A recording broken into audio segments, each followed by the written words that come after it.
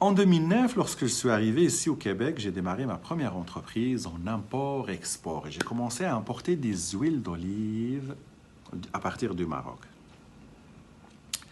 Et j'avoue que avant de faire le démarrage, j'avais fait 2 formations. Ces 2 formations, c'est l'ASP en lancement d'entreprise et DEP en vente conseil.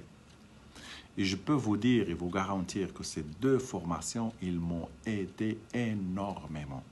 Soit pour le lancement de mon entreprise, le démarrage, l'étude de marché, tout ce qui touche le marketing, la clientèle cible, la concurrence et le choix de la forme juridique et tout, soit par la suite pour les techniques de vente.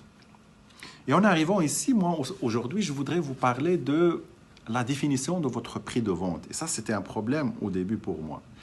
Avant, moi, je pensais que pour vendre un produit, je vais juste prendre le prix de revient. Ça veut dire, le prix de revient, c'est un peu la matière première, la main-d'œuvre. Je rajoute un peu le loyer, électricité, téléphone, tous les frais qui dépendent, par exemple, associés à la vente, les déplacements et tout. Et je rajoute un 30% de marge bénéficiaire. D'où j'ai appris ces 30%, je ne sais pas. Mais en tout cas, lorsque j'ai fait la formation, j'ai trouvé qu'il faut prendre en considération d'autres critères. Le premier, c'est le prix de la concurrence. C'est très important. Si vos concurrents sont en train de vendre, par exemple, à 100 $ et que vous êtes en train de vendre à 150, ce n'est pas logique.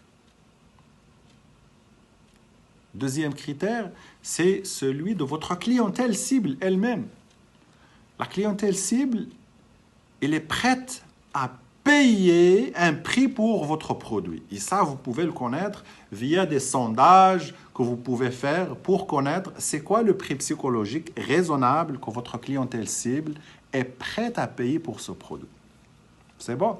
Donc, lorsque je prends le prix de revient en considération et je rajoute le prix de la concurrence et je rajoute le prix psychologique que ma clientèle cible est prête à payer, si je prends en considération les 3 critères, je peux trouver un prix qui est raisonnable et logique pour tout le monde. C'est bon? Donc, vous, si vous voulez apprendre plus sur les techniques de vente ou sur comment lancer votre entreprise de A à Z, vous pouvez toujours vous inscrire pour les formations qu'on donne au Centre de Canada Coaching via notre site web, directement en ligne à partir de chez vous, sur www.canadacoaching.ca.